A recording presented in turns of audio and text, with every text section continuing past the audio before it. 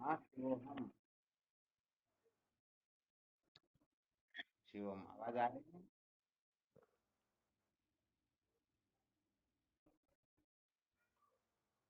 क्या विषय चल रहा था अपना?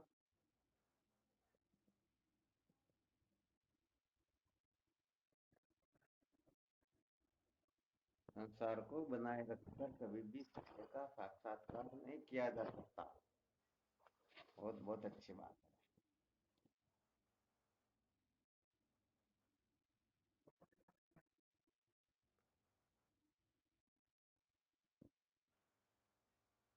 अच्छा, हम संसार को जो बनाए रखना चाहते हैं इसके मूल में उद्देश्य क्या है?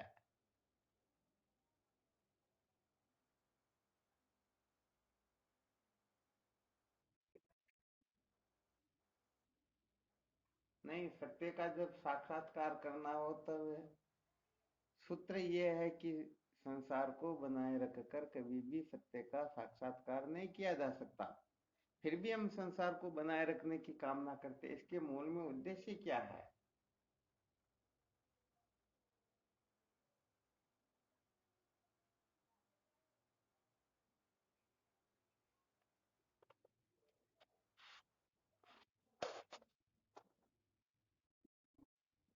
हाँ वो हम।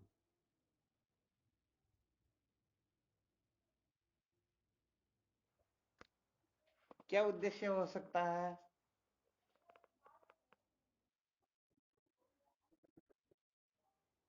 हाँ बिल्कुल, कहने का मतलब अपनी जो अप्रोक्ष बुद्धि बैठी होती है ना, संसार में ही बैठी रहती है।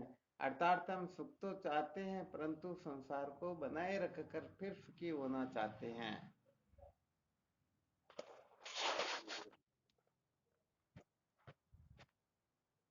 तो यहाँ पर विशेष रहस्य यही निकलेगा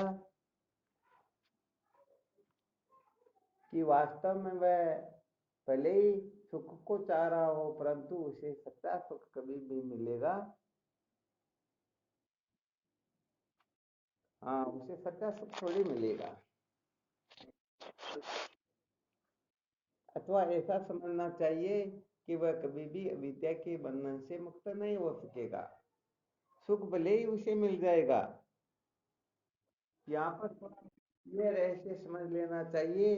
केवल सुखों की प्राप्ति का नाम ही जीवन की सार्थकता नहीं है और केवल दुखों की निवृत्ति का नाम ही जीवन की सार्थकता नहीं है।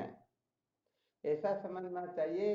अज्ञान की निवृत्ति और ब्रह्म की प्राप्ति, ध्यान देना अच्छी तरह से।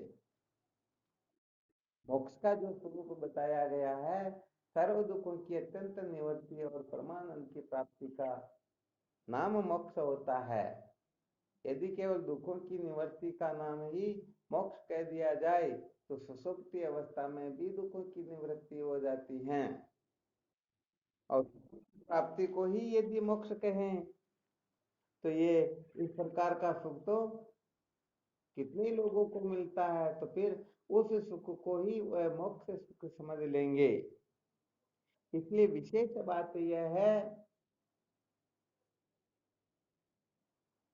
कि जो संसार को बनाए रखकर फिर सत्य का साक्षात्कार करना चाहते हैं उनको सुख तो मिल सकता है परंतु दुखों की निवृत्ति नहीं होगी। क्योंकि यहाँ पर उनकी अपरोक्ष बुद्धि जो बैठी हुई है वह किसमें बैठी हुई है? संसार में बैठी हुई है। इसलिए जो संसार को बनाए रखना चाहता है सत्य का साक्षात्कार तो करना चाहता, ये पक्का है। परंतु इसके साथ में यदि वह संसार को बनाए रखकर फिर सत्य का साक्षात्कार करना चाहता है तो कल्प कल्पांतर तक कुछ भी क्यों ना कर ले फिर भी सत्य का साक्षात्कार होने वाला वास्तव में है नहीं। अच्छा, जगने के पश्चात स्वप्न के पदार्थों की सत्ता रहती क्या? वास्तव में नहीं रहती है। अब कोई चाहे कि मैं स्वप्न भी देखता रहूं और स्वप्न से जग भी जाऊं, संभव होता है क्या? हाँ, वास्तव में संभव नहीं होता है। तो यहाँ पर तो कहने का मतलब या तो स्वप्न से देखने की समस्त प्रक्रिया को अपनाओ अथवा स्वप्न देखते रहो। अच्छा, स्वप्न देखना क्या होता है?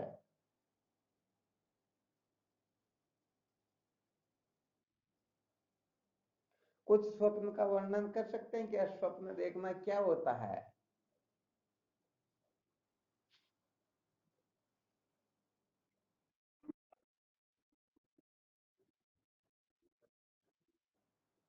अरे, इसका मतलब प्रश्न भी समझ में नहीं आया।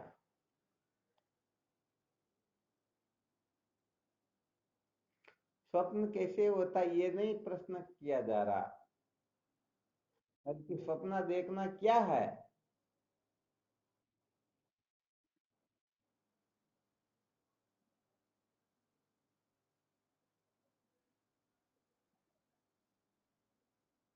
वह जो सपना देखा जाता है, अभी जो बताया ना, ये स्वप्न जागृत के संस्कार आदि से स्वप्न आता है, ये तो बंद आंखों से देखा जाता है।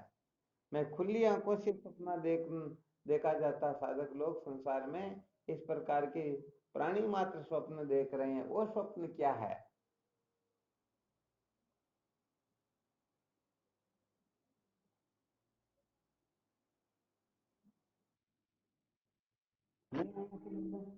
हाँ शिवम बोलो।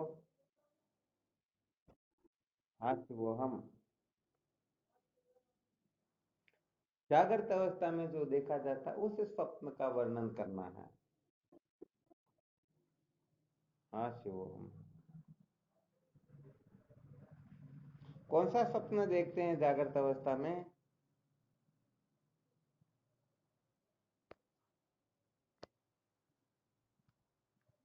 नहीं आया ध्यान में, है ना?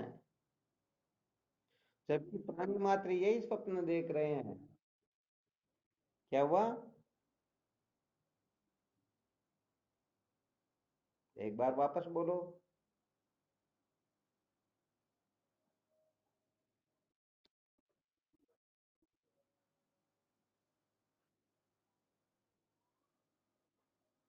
संसार की समस्त वस्तुओं को, आगे बोलो।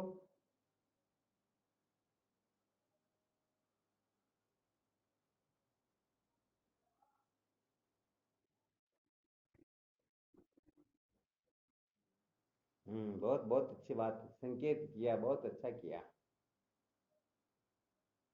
चलो देखो, समूहलाल जी ने प्रयास तो किया।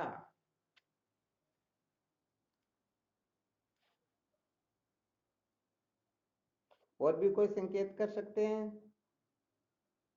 अरे भाई, खुली आंख से स्वप्न देखने का तात्पर्य होता है मैं जो कुछ भी कर रहा हूं इसी से मैं कृतार्थ हो जाऊंगा। और इसके लिए वह सुबह से शाम तक जो कुछ भी करता है मेरे पास में इतना हो जाएगा। मैं आंख से जो देखूंगा वह मुझे प्राप्त हो जानी चाहिए। जो मुख से बोलूंगा वह समस्त मेरी आज्ञा में खड़े हो जाने चाहिए। मैं जैसा सोचूं वैसा हो जाना चाहिए। अरे, जागने से लेकर के सोने तक इस संसार के अंतर्गत प्राणी मात्र की जितनी भी कल्पनाएं हैं उन समस्त कल्पनाओं को स्वप्न देखना ही कहते हैं। मैं संसार के पदार्थों को प्राप्त करके इधर अमर हो जाऊंगा। संसार के पदार्थों को प्राप्त करना ही मेरे जीवन का उद्देश्य है। इन पदार्थों को मैं प्राप्त करके ही रहूंगा। मैं धर्म करूंगा, अमोद प्रमोद करूंगा, स्वर्ग को प्राप्त होऊंगा।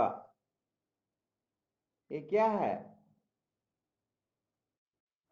तो ये बस इन कल्पनाओं का नाम ही तो सपना देखना है।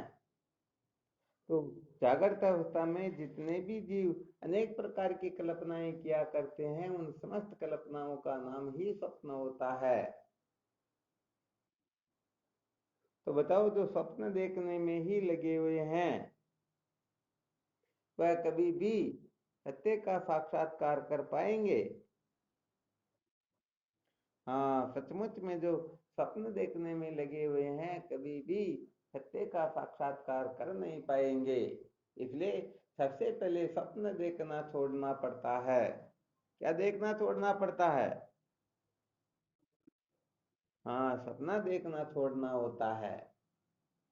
मुझे ये मिल जाएगा, मैं ऐसा कर लूंगा, मैं वैसा कर लूंगा, मुझे ये मिलना चाहिए, ये मिलनी चाहिए, ऐसा होना चाहिए, ऐसा नहीं होना चाहिए। ये अनेक प्रकार की जो कल्पनाएं हैं, ये जो जीव भाव है, इस जीव भाव का नाम ही स्वप्न होता है।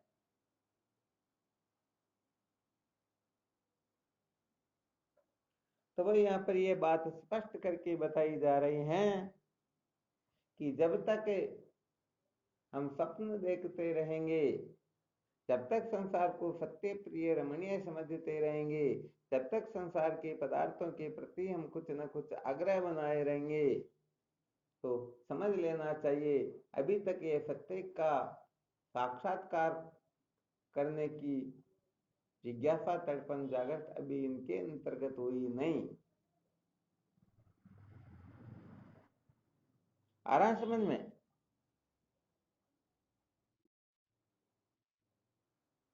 तो संसार के प्रति, नाम रूपात्मक प्रपंच के प्रति किसी भी प्रकार का आग्रह क्यों न हो, यदि वह आग्रह बना हुआ है तो समझ लेना चाहिए ये सत्य का साक्षात्कार नहीं करना चाहते, बल्कि केवल और केवल मात्र मनोरंजन करना चाहते हैं।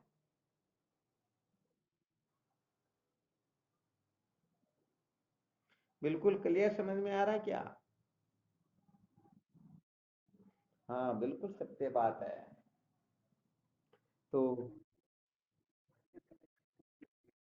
हाँ, इस मान्यताओं के पीछे जो हम पागल होकर के भटक रहे हैं ना, ये पागलपना दिमाग से निकल जाना चाहिए।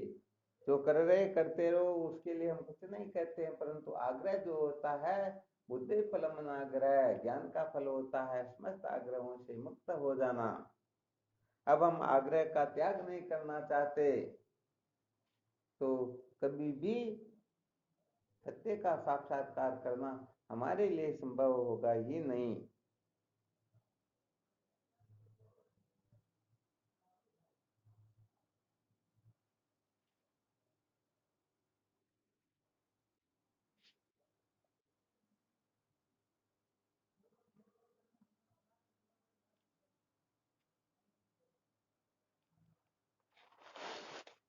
यहाँ पर स्वप्न दोनों प्रकार के होते हैं, विहित भी होते हैं, निषिद्ध भी होते हैं। ध्यान देना अच्छी तरह से, क्योंकि बहुत सारे लोग ऐसा समझते हैं कि ये पापात्मा है, ये चंचल वृत्ति वाला है, ये वासना से ग्रसित है, मैं अधर्म से मुक्त हूँ, मैं वासनाओं से मुक्त हूँ, मैं विक्षेप से मुक्त हूँ। ये जितनी भी कल्पनाएं हैं, ये भी एक प्रकार का स्वप्न देखना ही होता है। सचमुच में जब तक तत्व जिज्ञासा जागृत नहीं होती है, अथवा तत्व का साक्षात्कार नहीं होता है, तब तक जो कुछ भी किया जा रहा है, वैसे थोड़ा और ज्यादा सत्य बताएं तो वेदांत का श्रवण मनन निधिध्यासन ये भी स्वप्न होता है।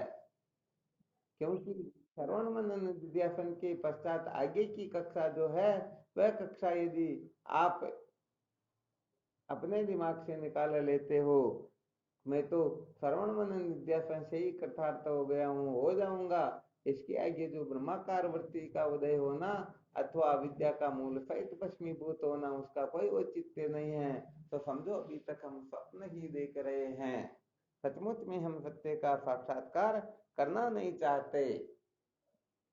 अब विचार करके देखो, जिस जगह पर वेदांत के श्रवण मनन निध्यासन को भी ऐसा कह दिया जाता है, तो फिर ये विवेक वैरागी की तो बात ही क्या, धर्म उपासना योग की तो कोई गिनती ही, अरे जब इनकी ही गिनती नहीं है, तो फिर ये धर्म आदि की कक्षा का भी त्याग करके मनमाना आचरण कर रहे हैं, पता नहीं क्या क्या करना चाहते, क्या क्या कर रहे हैं, क्या क्या करेंगे। ऐसे साधक कभी भी जन्म मरण के बंधन से मुक्त हो सकते क्या? हाँ, नहीं हो सकते हैं। इसलिए स्वप्न देखना छोड़ना होता है। ये स्वप्न देखना ही ब्रह्म विद्या का सबसे बड़ा रोड़ा है। ब्रह्म साक्षात्कार में सबसे बड़ा यदि कोई प्रतिबंधक है, तो वह प्रतिबंधक है स्वप्न देखना। शायद आपको एक दृष्टांत सुनाया था, सोम शर्मा पितु कथा। ये पहले स्कूल में संस्कृत में आती थी।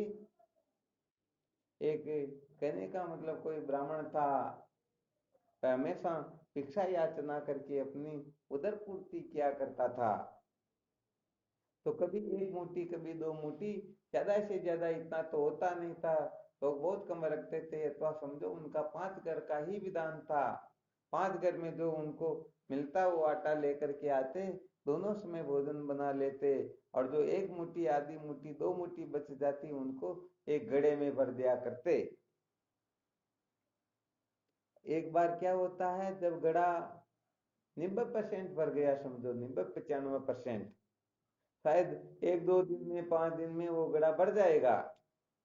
तो उस घड़े को जहां उसका सोने का स्थान था, उसी जगह पर पैरों की तरफ ऊपर बांध करके वो लटका दिया करता था कि चूहे वगैरह परेशान न करे और कोई ले भी न जाए, ध्यान में रहे। तो एक दिन सोता सोता सोचने लगा कि ये घड़ा भरने वाला है, और अब इसमें घड़े के सारे आटे को बेचूंगा तो मुझे इतने पैसे मिल जाएंगे। फिर विचार करने लगा इस पैसों का क्या करना चाहिए। तो उसके विचार में आता इस पैसे से मैं मुर्गी के अंडे खरीदूंगा, फिर उनमें से बच्चे निकलेंगे, फिर और अंडे होंगे, फिर बच्चे, फिर अंडे, ऐसे करते करते मेरे पास में जब बहुत सारी मुर्गियां और अंडे ऐसे हो जाएंगे तो मैं उन सबको बेच करके फिर बकरी ले आऊंगा। और फिर बकरी वो भी 6 महीने में हो जाती है। धीरे धीरे धीरे मेरे पास में बकरियों का बहुत बड़ा झुंड हो जाएगा। फिर उन बकरियों को बेच करके मैं भैंस लेकर के आऊंगा। फिर 1 से 2, 2 से 3, ऐसे करते करते मेरा कारोबार बढ़ेगा तो मेरे पास में बहुत सारे रुपए हो जाएंगे। फिर मैं एक बहुत बड़ा बंगला बनाऊंगा, जैसे राजा रहते ठाट बाट से, वैसे फिर मैं ठाट बाट से रहूंगा। और जब मेरे को ठाट बाट से रहते हुए कोई देखेगा, अच्छा बंगला देखेगा, सारी सुविधा देखेगा, तो कोई ब्राह्मण आकर के मेरे को हाथ जोड़ के कहेगा नहीं नहीं, मेरी कन्या आपको स्वीकार करनी होगी। और जब बहुत अनुनय विनय करेंगे तो फिर मैं आ कह दूंगा, और फिर हमारी शादी हो जाएगी। और फिर आगे कल्पना करते हुए, कहने का मतलब उनका विचार चलता रहता है और संतानोत्पत्ति तक विचार पहुंच जाता है। फिर विचार करता है कि जब बच्चा होगा और वह बच्चा रो रहा होगा और उसकी मम्मी काम कर रही होगी तो मैं उसे डांटूंगा, फटकारूंगा कि तू सब काम को छोड़, पहले इस बच्चे को खिला, इसको रोने मत दे, मैं इसका रोना पसंद नहीं करता हूँ, मुझे ये सही है। जब मैं उसे बार बार कहूंगा वह सुनेगी नहीं, तो फिर मुझे आ जाएगा गुस्सा, और फिर मैं गुस्से में जाकर के एक लात लगाऊंगा। क्या करूंगा, जाकर के एक लात लगाऊंगा तो वह गया और उसकी घरवाली की एक लात लगाता है। तो वो तो सपना देख रहा था, कल्पना कर रहा था, उधर तो लात लगाने के लिए लात को फेंकता है, और इस तरफ वो घड़ा जो है पूरा का पूरा टूट जाता है और सारा का सारा आटा वह उसके ऊपर बिखर जाता है। तो बताओ, ये जितनी भी कल्पनाएं की, जितना भी स्वप्न देखा, इसमें से एक भी सार्थक हुआ क्या?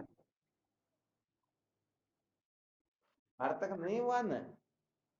तो बस मुख्य बात ये है, हाँ, अच्छी तरह से समझ लेना चाहिए। जो खुले हुए नेत्रों से स्वप्न देखता है, वास्तव में वह विद्या के बंधन से मुक्त होने के योग्य होता ही नहीं।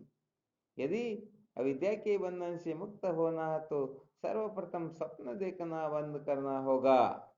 तो ये हम जितनी भी कल्पनाएं करते हैं, सारी की सारी कल्पनाएं नाना प्रकार के स्वप्न ही है। अतः जो स्वप्न में जीता है, समझ लेना चाहिए वह किसी काम का नहीं होता है। स्वप्न देखने वाला तो बेचारा यही तो करेगा, और क्या करेगा। एक किसी भले मानुष को हमेशा एक ही स्वप्न आया करता था। स्वप्न के अंतर्गत वह चक्रवर्ती सम्राट होता था। उनके आगे पीछे जो जो चक्रवर्ती सम्राट की जो जो व्यवस्था होती, समस्त व्यवस्थाएं उनकी हुआ करती। तो कहने का मतलब है, जगने के पश्चात 24 घंटे यही कल्पना करता, कब सूर्यास्त हो, कब मैं सोऊं और कब मैं राजा बनूं। अब विचार करके देखो, जो बेचारे, कहने का मतलब स्वप्न के चक्कर में ही पड़े हुए हैं, तो कहने का मतलब उनका जीवन धन्य हो सकता है क्या? हाँ, नहीं हो सकता। अरे यहाँ पर तो क्या कहें, बहुत सारे लोग खुद के स्वप्न की बात छोड़िए, दूसरों के स्वप्न पर ही रिझ जाते हैं। क्या होता है, कोई एक ब्रह्मवेता महात्मा पंचदशी का व्याख्यान करवाया करते थे, पंचदशी का अध्ययन करवाया करते थे। तो बहुत सारे साधक उनके यहाँ पर पंचदशी का श्रवण करने के लिए आया करते थे। एक बार क्या होता है, जहां पर वह महात्मा ठहरे हुए थे, वहां से आधा किलोमीटर के ऊपर एक कोई लेडीज संत, वह भी अपना डेरा जमा देती हैं, और वह प्रवचन वगैरह कुछ नहीं करती। वो जो प्रवचन करती थी तो केवल इतना ही करती थी, आज मुझे स्वप्न आया, स्वप्न में मैंने कृष्ण को देखा, मैंने राधा को देखा, मैंने रासलीला को देखा। पता नहीं, कभी कृष्ण को देखती हैं, कभी राम को देखती हैं, कभी विष्णु को देखती, कभी गणेश को देखती, हमेशा उसे नए नए स्वप्न आया करते थे। तो महाराज इस तरफ जो पंचदशी सुनने वाले थे, 10 20 50 100 साधक, 2 3 दिन के बाद में तो 100 साधकों में एक साधक भी नहीं, सारे के सारे साधक वहां पर चले गए। अरे, क्योंकि संसार के अंतर्गत क्या कहे महाराज, संसार के लोग किसी किसी के स्वप्न पर भी रीझ जाते हैं, पागल हो जाते हैं। तो खुद के स्वप्न को सत्य करने के लिए पता नहीं बेचारे क्या करते होंगे। भले परमात्मा का त्याग करना करना पड़े, सत्संग का, संतों का, साधन भजन का त्याग करना पड़े, पीछे नहीं हटते हैं। इसीलिए तो ये ब्रह्म विद्या बड़ी विलक्षण वस्तु होती है, हर किसी के समझ में आती ही नहीं। तो अब इस तरफ तुम्हारा समझो, ये सारा का सारा काम तमाम हो गया, एक भी साधक इस तरफ है नहीं, और सारे साधक उस तरफ जुड़ गए। अब कोई आए और दूसरे संत महापुरुष, कहा स्वामी जी क्या बात, आपके यहाँ तो भीड़ लगी रहती है, 100 100 200 साधक वेदांत का स्वाध्याय करते हैं, विचार करते हैं, आपके आगे पीछे कोई ना कोई मंडराते ही रहते हैं, आपको तो कोई छोड़ते ही नहीं। बात क्या, आपके आसपास भी कोई नहीं फटक रहा, यहाँ पर कोई नजर भी नहीं आ रहा, दूर दूर तक क्या चक्कर है? तो कहा भाई देखो, कोई किसी के स्वप्न पर रीझ जाए तो उनको क्या ब्रह्म विद्या सुनाए, वो ब्रह्म विद्या के लायक भी है नहीं। फिर उनको जब असलियत बताई तो उन्होंने कहा रे तब तो अच्छी बात, हम भी चलते हैं इसी जगह पर सुनने के लिए। तो वो तो ब्रह्मवेता महात्मा थे, कहा चलो हमारे को क्या फर्क पड़ता, हम भी तो सुन करके आए। अब गए वहां पर, अब वो तो महाराज वही सुनाती हैं, अब सुनाने लगती। आज मेरे को स्वप्न आया, स्वप्न के अंतर्गत में इंद्र हो गई थी, मैं समस्त देवताओं को आदेश दे रही थी, सारे देवता मेरे आदेश की पालना करने के लिए भगे भगे फिर रहे थे। ऐसी कुछ कुछ बातें बताई, और 5 15 20 मिनट जितना उनका व्याख्यान था करना कर लिया और बैठ गई। अब वो जो महात्मा थे उन्होंने कहा भाई हम भी कुछ सुनाते हैं। तो कहा बिल्कुल आप ही सुनाइए, क्योंकि सब जानते थे ये तो लोग कुछ समझते हैं नहीं, ये क्या सुनाएंगे। और सब उनके पक्के भक्त बने हुए महाराज, उनको एक क्षण के लिए नहीं छोड़ते थे, सब उनके आगे पीछे हाथ जोड़ करके घुमा करते थे। अब वो महात्मा सुनाने लगते हैं, देखो हमको भी रात को स्वप्न आया, और स्वप्न के अंतर्गत क्या होता है कि दो व्यक्ति मुझे पकड़ करके घसीटते हैं, मुझे मारने लगते हैं, मेरे साथ दुर्व्यवहार करते हैं, और फिर कहते देखो वो दो व्यक्ति जो है वो सामने बैठे हुए हैं, मैं चाहता हूं कि इनको तुरंत गिरफ्तार कर लिया जाए, इनके ऊपर मुकदमा चलाया जाए, ये तो मेरे को बिल्कुल मार ही देते। मैं चाहता हूं कि तुरंत इनको गिरफ्तार करके इनको हवालात में बंद कर दिया जाए। और महाराज वो दोनों एकदम खड़े हो गए, महाराज क्या बात करते हो, वो तो सपना आया था आपको, हमको हकीकत में थोड़े ही थे। बाकी के लोग भी कुछ क्या कहने लगे, कुछ क्या कहने लगे, कुछ क्या कहने लगे। तो महात्मा ने कहा रे मूर्खानंदो, तुमको इतना भी बोध नहीं है, ये जो कल्पनाएं सुना रहे ये सब सपने की ही तो है, इसमें सत्य कौन सा है? आ गया समझ में? तो अब बड़े जीवों की क्या कहे, वास्तव में पता नहीं है किस किस के ऊपर कैसे कैसे रिझ जाते हैं। तो ऐसे जीव सचमुच में ब्रह्म साक्षात्कार के योग्य नहीं होते, इसलिए कल्पना में जीना नहीं होता, कल्पना को थोड़ा एक तरफ करना होता। मन क्या कहता, बुद्धि क्या कहती, इंद्रिया क्या कहती। जैसे पड़ोसी का बच्चा रोता है तो उसे रोने दो, उसे शांत मत करवाओ। शांत करवाओगे तो और ज्यादा रोएगा। जब ये शांत थक जाएगा तो अपने आप शांत हो जाएगा। इसलिए यदि कोई इधर उधर कुछ गड़बड़ घोटाला करता है तो सच्ची बात है ये ज्यादा अक्ल होशियारी लगाने लगते हैं और ज्यादा संसार बढ़ता, पता नहीं क्या क्या होता है। इसलिए ये मन को, इंद्रियों को, बुद्धि को, ये सब ये छोटे छोटे बच्चे हैं। इन बच्चों को शांत कराने की कोशिश करोगे, इनके स्वप्न को पूरा करने की कोशिश करोगे, सच्ची बात है काम बिगड़ता ही जाएगा। शांति तो मिलने वाली वास्तव में है नहीं। तो बताओ, जो स्वप्न देखने में लगे हुए हैं उनको खीर मिलती क्या? हाँ, ये स्वप्न देखने वाले तो बेचारे ऐसे ही रह जाते हैं, और जो सचमुच में जग जाता है वह खीर पी करके मस्त हो जाता है। ये दृष्टांत भी शायद आप लोगों को बहुत बार सुनाया होगा। एक मित्र ने जिसने खीर बनाई उसके खाने के लिए, और दो मित्र खीर तैयार होते ही और आ गए। आपस में चर्चा करने लगी। वो तो कहता कि खीर का अधिकारी मैं हूँ, वह कहता मैं हूँ, तीसरा कहता मैं हूँ। वह दलील देता, देखो मैंने मेरे लिए बनाई, तुम तो घर से आए हो, खा करके आए होंगे। और वो कहते नहीं नहीं, तुम तो रोज यहीं रहते हो, तुम बनाते हो।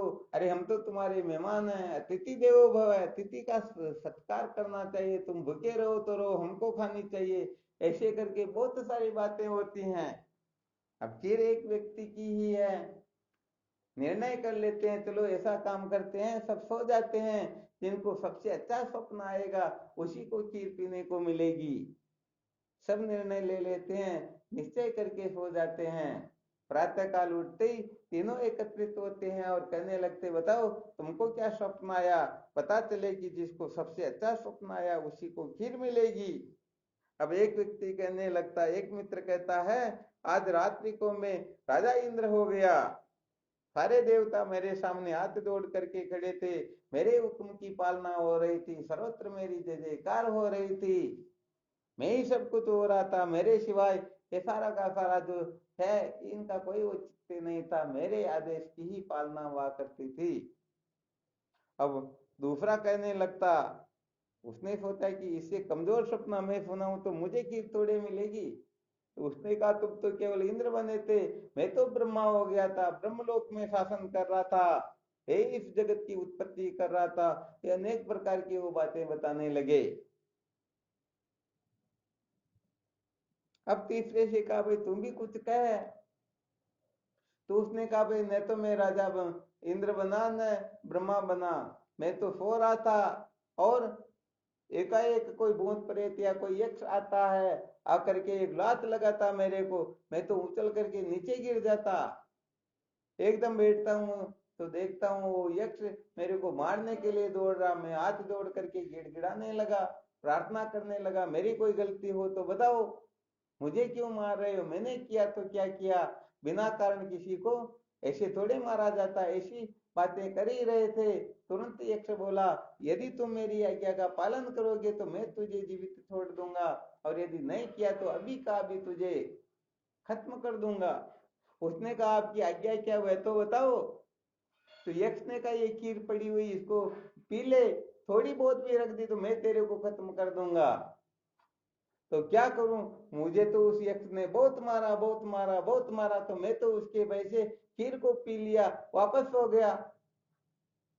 तो उन दोनों ने कहा, रे भले मानुस, हमको भी तो कम से कम कहना चाहिए।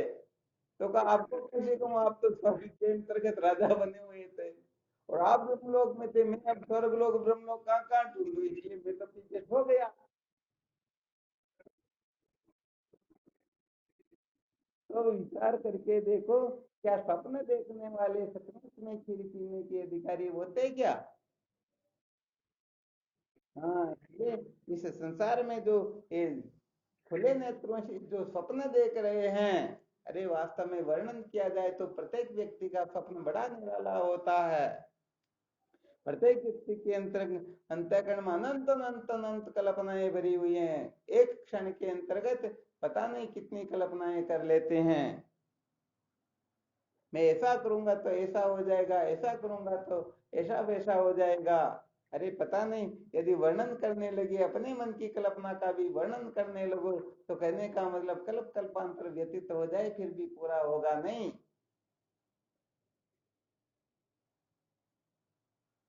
होता या नहीं होता? हाँ बिल्कुल सत्य बात है। तो इस संसार के अंतर्गत कुल मिलाकर के जागृत अवस्था में जो 14 इंद्रियों के द्वारा जो व्यवहार होता है, इन 14 इंद्रियों को महत्व दे करके ही लोग ललायित रहते हैं। मुझे ये मिल जाए, ऐसा हो जाए, वैसा हो जाए, ऐसी अनेक अनेक कल्पना करके इस संसार अरण्य में भटकते रहते हैं। और फिर साथ में ही चाहे कि मुझे ब्रह्म साक्षात्कार हो जाए, मैं विद्या के बंधन से मुक्त हो जाऊं, तो भाई सत्य बात है, ये गड़बड़ घोटाला चलने वाला वास्तव में है नहीं।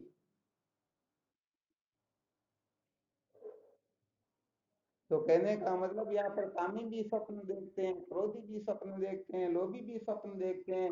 जितने भी जीव है यहाँ पर पापात्मा भी सपना देखते हैं और पुण्यात्मा भी सपना देखते हैं। यहाँ वासना से युक्त है वो भी स्वप्न देखते हैं, वासना से मुक्त है वो भी स्वप्न देखते हैं।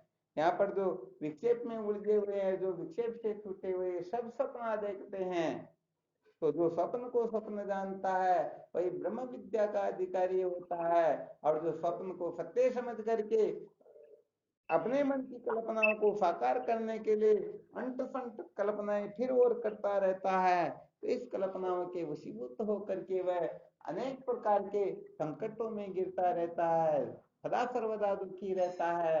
और इस जन्म रूपी संसार के चक्कर में पड़ करके जीवन को व्यर्थ बर्बाद कर देता रहता है। आ गया समझ में? हाँ तो देख लेना अब आपकी आप सबकी पोल को थोड़ी ज्यादा चौड़ी नहीं की जा रही। कुल मिलाकर के सब लोगों को समझ लेना कि ये हमारी क्या क्या कल्पनाएं होती हैं। हाँ बिल्कुल सत्य बात है। यहाँ पर तो और क्षण में कोई नजर आ गया, कोई नजर आ गई तो अनेक प्रकार की कल्पनाएं चालू हो जाएगी। थोड़ी देर में कोई धन नजर आ गया तो और कल्पनाएं हो जाएगी। थोड़ी देर में कोई दूसरी तीसरी वस्तु नजर आ गई तो उसके बारे में सोचने लग जाएंगे। तो ये 24 घंटे कुछ न कुछ करता ही रहता है। तो भाई, हाँ बात यही है। तो सबसे पहले थोड़ा स्वप्न देखना छोड़ना होता है, स्वप्न से थोड़ा जगना होता है। यदि स्वप्न देखते रहेंगे तो ऐसे ही जीवन बर्बाद हो जाएगा।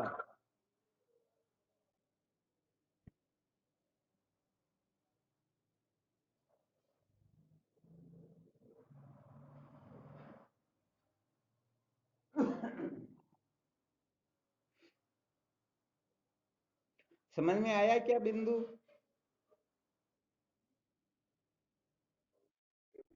हाँ, ये स्वप्न देखने का मतलब ही होता है कि संसार को बनाए रखकर फिर सत्य का साक्षात्कार करना चाहते हैं। और इस सूत्र को अच्छी तरह से हमें हृदयंगम कर लेना है कि संसार को बनाए रखकर कभी भी सत्य का साक्षात्कार किया जा सकता ही नहीं। इसलिए ये जितने भी स्वप्न देखने की प्रक्रियाएं हैं, थोड़ी इन प्रक्रियाओं के ऊपर विजय प्राप्त करो। जब इनके ऊपर विजय प्राप्त करोगे तो सचमुच में हमारे भीतर से कहने का मतलब सिरे चलने लगेगी, विवेक वैराग्य जागृत होने लगेगा। सचमुच में तत्व जिज्ञासा जागृत होगी, बनावटी नहीं होगी, धोखे की बात नहीं होगी। सचमुच में विद्या के बंधन से मुक्त होने की तड़पन जागृत होगी। और यह तड़पन जिनकी जितनी जागृत होगी वह उतना ही जल्दी सत्य का साक्षात्कार करके अपने जीवन को धन्य बना लेगा। आराम समझ में? हाँ, तो इन सूत्रों को बहुत अच्छी तरह से समझो। जितना अधिक अच्छी तरह से समझोगे, समझो, उतना ही जीवन निश्चित रूप से धन्य होगा। तो ये जो इसको हम मनोराज्य भी कह सकते हैं। ये मनोराज्य जो है ये बहुत ज्यादा भटकाने वाला होता है।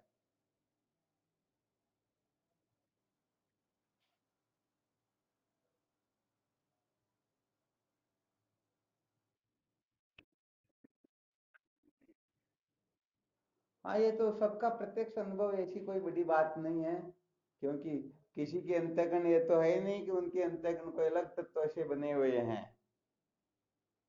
तो कहने का मतलब ये दृढ़ आसक्तियां जो होती हैं, काम क्रोध लोभ आदि के प्रति जो अपना ज्यादा झुकाव होता है, उनके पीछे जो ज्यादा पागलपना होता है, ये सारा का सारा स्वप्न देखना होता है। तो ये स्वप्न देखना ही अपने को सदा सदा के लिए पतन के गर्त में धकेल देता है।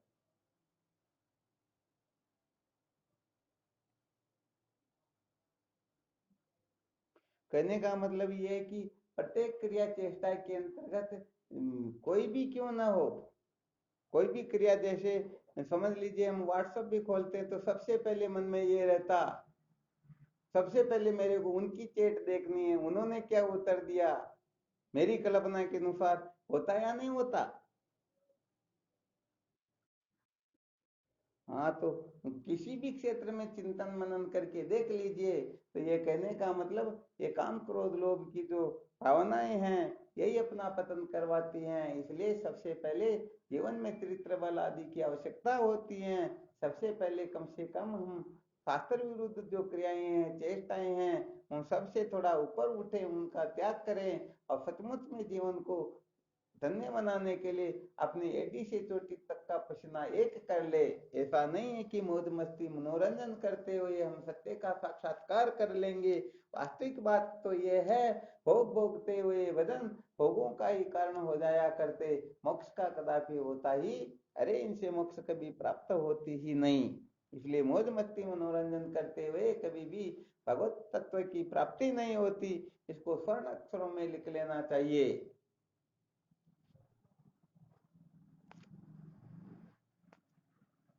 आ रहा है समझ में? हाँ, तो आ रहा तो सबको अपने बारे में ही सोचना है, ऐसा नहीं दिन सोचना कि उसके लिए करे उसके लिए करे, मैं तो मेरे लिए भी कह रहा हूँ, मेरी भी यही आदत है, ध्यान रखना। हाँ, तो सबको अपने अंतःकरण के ऊपर अपने मन के ऊपर विजय प्राप्त करनी है। सचमुच में देखा जाए तो अविद्या के बंधन से जो छुटकारा चाहते हैं वो साधक अलग ढंग के होते हैं।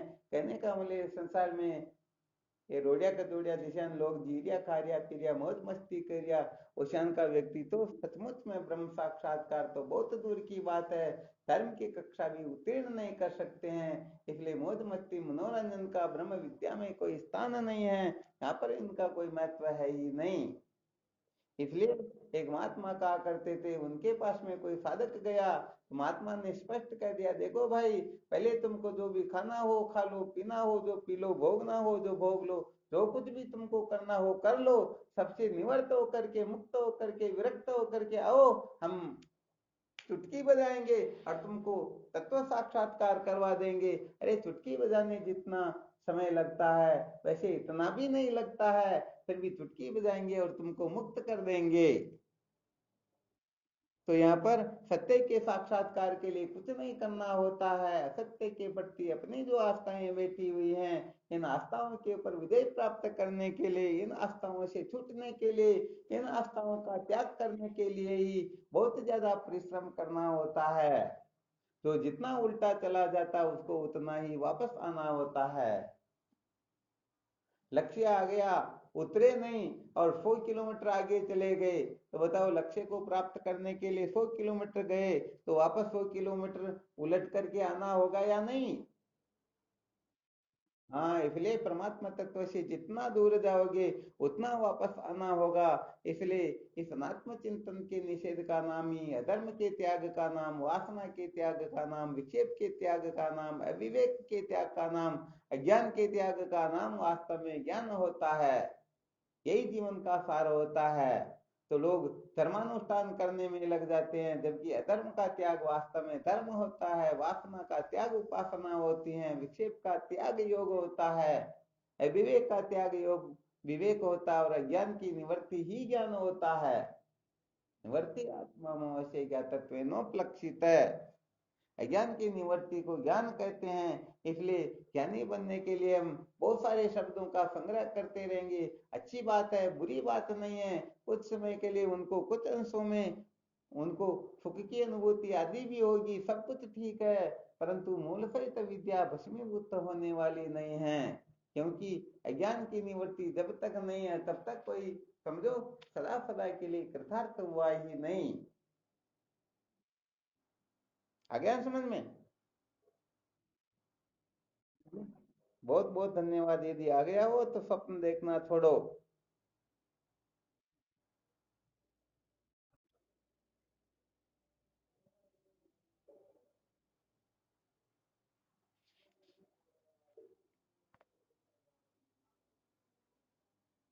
हाँ चलो, सुना तो बहुत कुछ रहे, परंतु समझने वाले तो संकेत मात्र में ही समझ जाते हैं।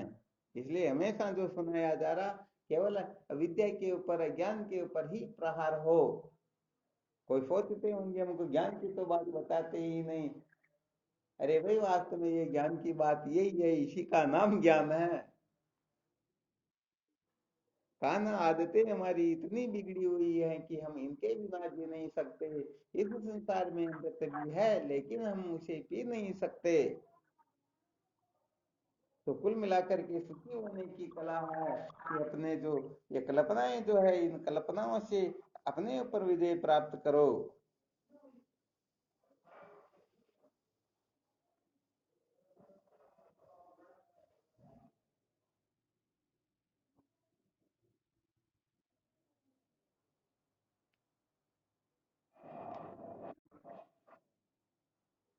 अब इसमें कोई संशय हो तो देखो।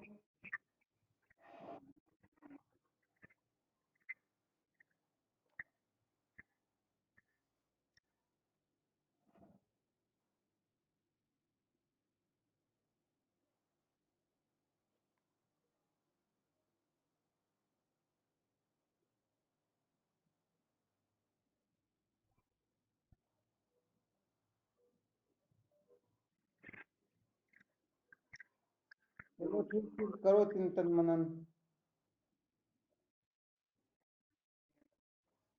हाँ, नमो नारायण, शिवोहम शिवोहम।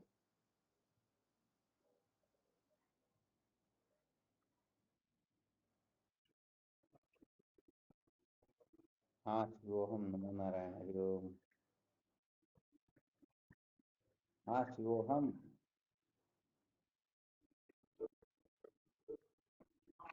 हाँ शिवोहम, नमो नारायण, हरिओम।